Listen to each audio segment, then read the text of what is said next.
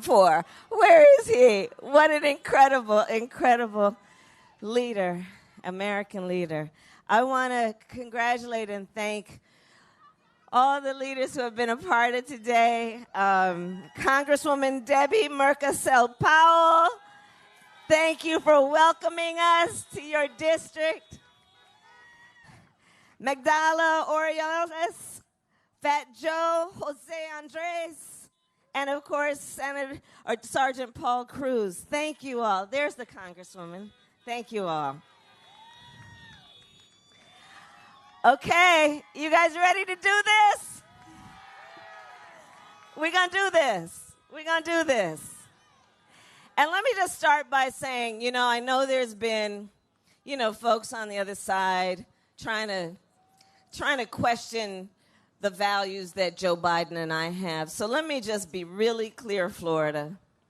Joe Biden and I are proud, patriotic Americans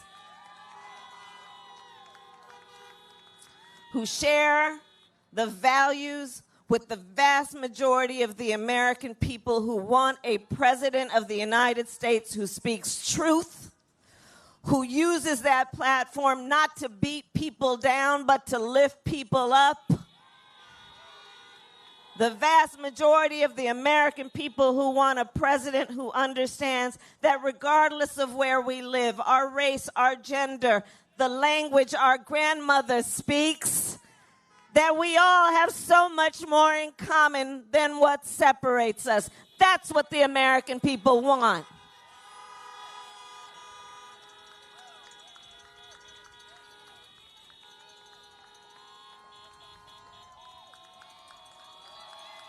That's what we want. So there's so much at stake, guys. So much at stake. And Florida's been so hard hit. I think that we're dealing right now with 4 crises that have all happened at the same time. We're dealing with this coronavirus, this pandemic, right? Which at this point has killed over 225,000 people in just the last several months. People who tragically, in many cases, were alone because of the nature of the virus, couldn't have family with them to hold their hands in their last hours and minutes on earth. This pandemic that has afflicted 9 million people in our country, who, by the way, will likely experience long-term health impacts. Doctors are talking about things like lung scarring. We are looking at a moment where there has been such tragedy in terms of loss of life, a mass casualty event that could only be compared to World War II. And here's the thing. The President of the United States, who is also the Commander-in-Chief, and it's important to point out, everything Sergeant Cruz said about the responsibility that comes with what we give that person to become that, including that their first priority should be the health and safety of the American people. But what do we have in the guy who's currently in the White House? On the issue of this pandemic, thanks to a guy by the name of Bob Woodward, we know he knew back on January 28th that this virus could kill people at 5 times the rate of the flu. We know he knew that it would impact people of every age. He knew it was airborne. And what did he do with that information? Right, sister. He covered it up. He didn't tell the American people. Can you imagine, as a parent, as a teacher, as a small business owner, what you might have done had you known on January 28th what the president knew? What you might have done?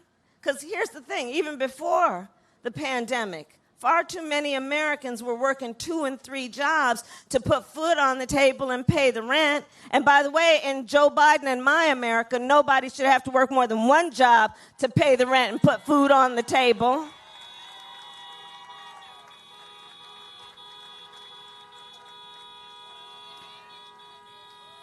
how people might have prepared. How people might have prepared, knowing that even before the pandemic, most families don't have even $1,000 in savings. And if folks had known the predictable, which is that we might have to isolate, we may have to shut things down for a little bit, people could have saved up. How people could have prepared. Buying an extra couple rolls of toilet paper. But they sat on that information. And now, in the midst of this public health crisis, Donald Trump with his boy Bill Barr are in the United States Supreme Court suing to get rid of Obamacare, the Affordable Care Act that President Obama, together with Joe Biden, brought to America and covered over 20 million people, including people with pre-existing conditions. Honk if you know somebody with diabetes. Honk if you know somebody with high blood pressure. Honk if you know somebody with breast cancer or lupus.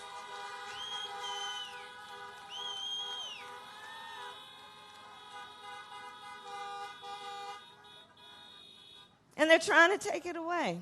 So there's a clear choice in this election because you see, on the one hand, there's Joe Biden who says, we're going to expand what we did in creating Obamacare. We're going to make sure we bring down the cost of premiums and prescription medication. We're going to bring down Medicare eligibility to age 60. We're going to deal with the fact that when we're talking about health care, the body doesn't just start from the neck down. It includes the neck up, and that's called mental health care.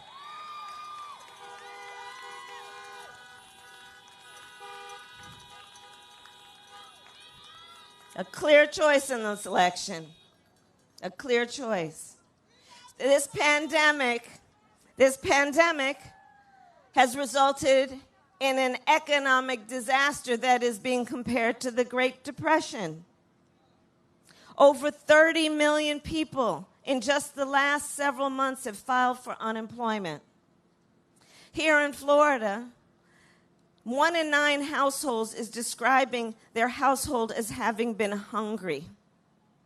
Here in Florida, 1 in 7 households is describing having a difficult time or finding it impossible to pay rent.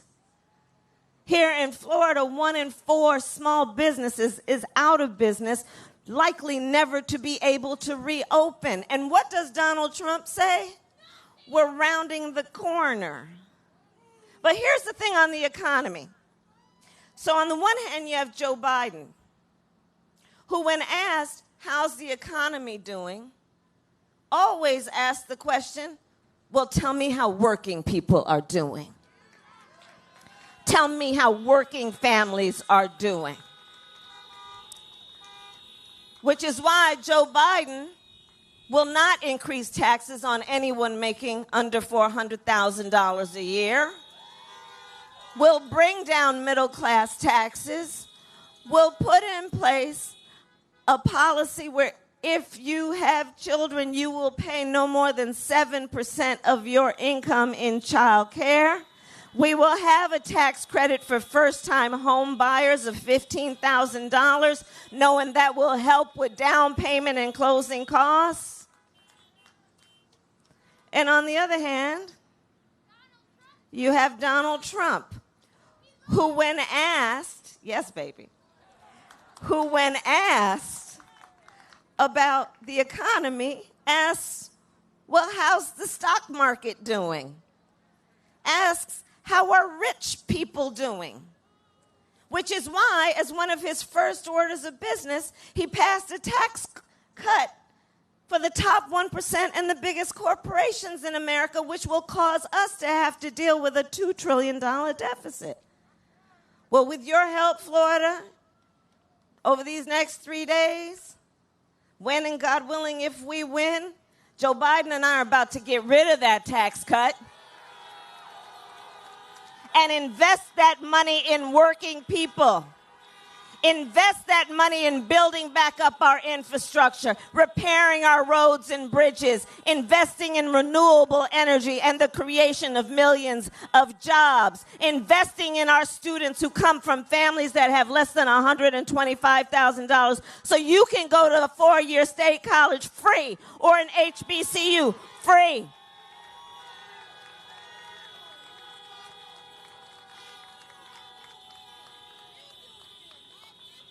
The crises we are dealing with includes a long overdue reckoning on racial injustice in America.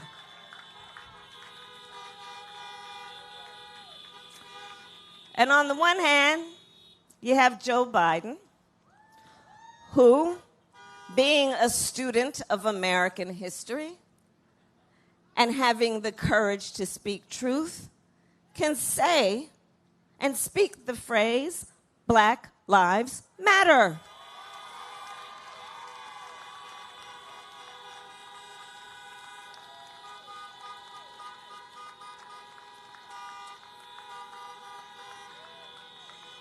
Joe Biden, who says we need to deal with racial disparities in America. We need to speak truth about systemic racism. We need to acknowledge that on this virus, Blacks and Latinos are 3 times as likely to contract it and twice as likely to die from it. We need to speak truth about disparities in our healthcare system when Black women are 3 to 4 times more likely to die in connection with childbirth than other women.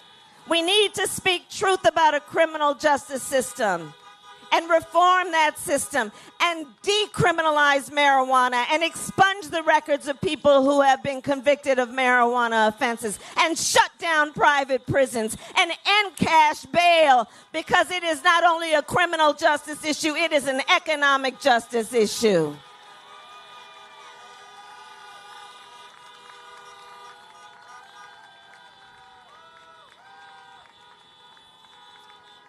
On the other hand, you have Donald Trump, who took a debate stage in front of 70 million Americans and refused to condemn white supremacists, who then doubled down and said they should stand back and stand by. And let's be clear, this is part of a pattern, because remember, he came in office questioning the legitimacy of the first Black president of the United States. Remember, on the issue of Charlottesville, where folks were peacefully protesting racial injustice, one young woman was killed. And on the other side, there were a bunch of neo-Nazis wearing swastikas, carrying tiki torches, spewing racial and anti-Semitic epithets. And the President of the United States said there are fine people on both sides.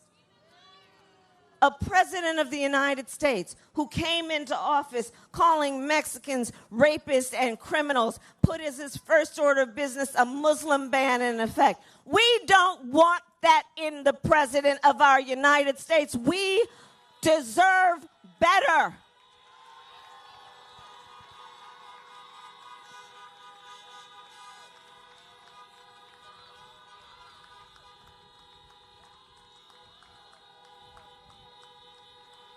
We want a President of the United States who understands you want to measure the strength of anyone. You want to measure their strength? You measure a person's strength not by who they beat down, but who they lift up.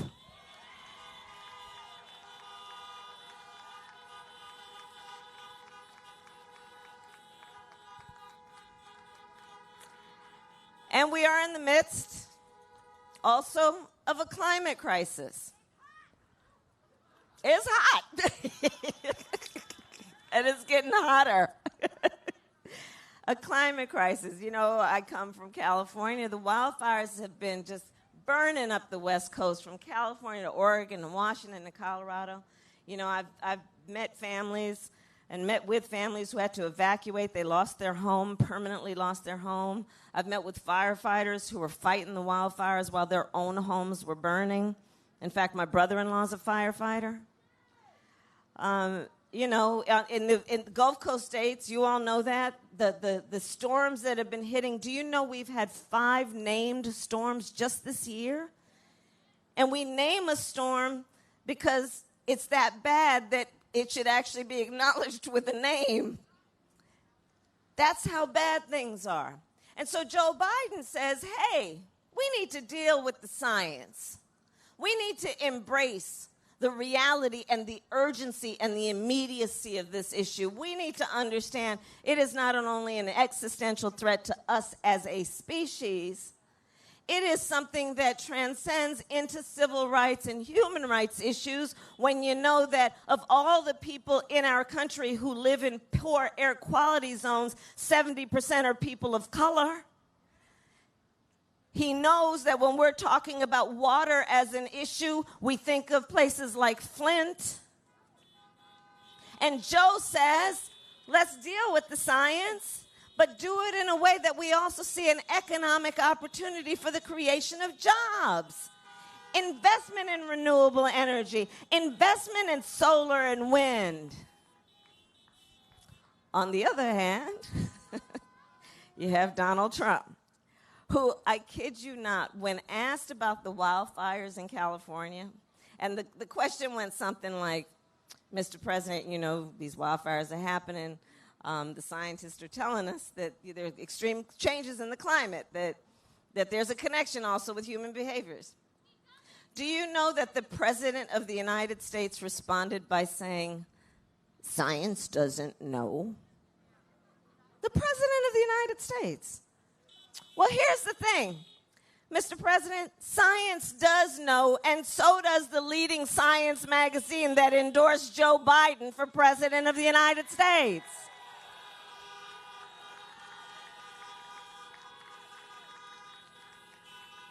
So there's a lot going on, and we got 3 days to get this done.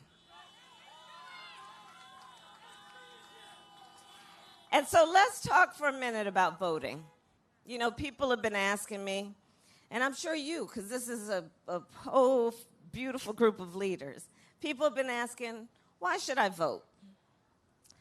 And I think there are 3 reasons that everyone should vote. 1, honor the ancestors. Honor the ancestors. Honor people like the late, great John Lewis, who shed his blood on that Edmund Pettus Bridge so we could vote. I know he hears you. I know he hears you. Honor the ancestors, those suffragettes who 100 years ago got us the passage of the 19th Amendment.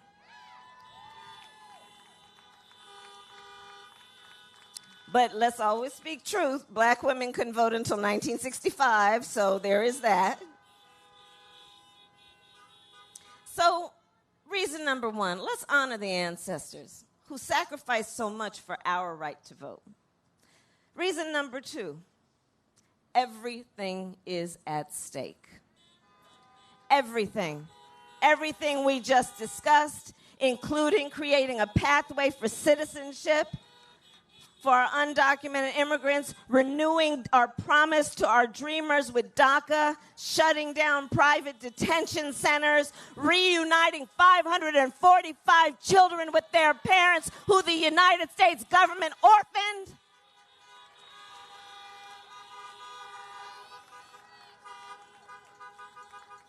There's every reason to vote in terms of what's at stake. And then here's the last point that I'd make as reason number 3, including that America's future is at stake. I'm traveling all over the country. This is I don't know how many times I've been to Florida since I've been on the ticket, and many times before that. Thank you, Debbie.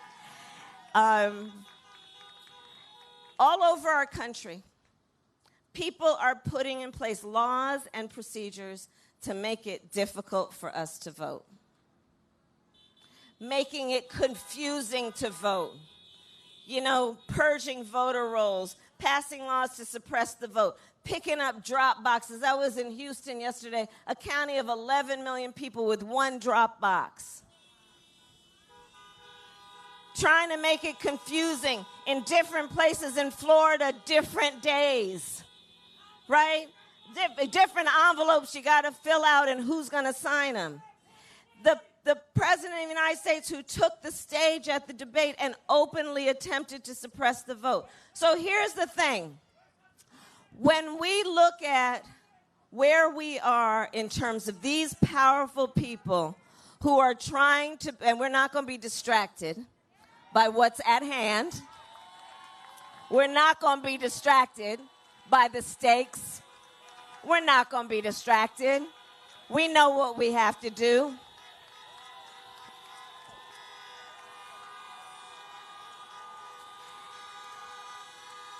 And so, here's my point.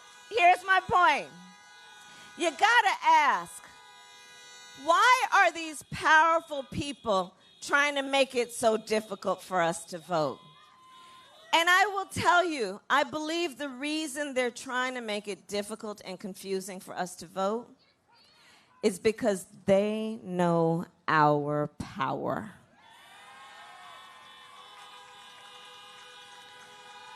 They know our power. They know when we vote, things change. They know when we vote, we win. They know our power, and let us not ever let anyone take our power from us.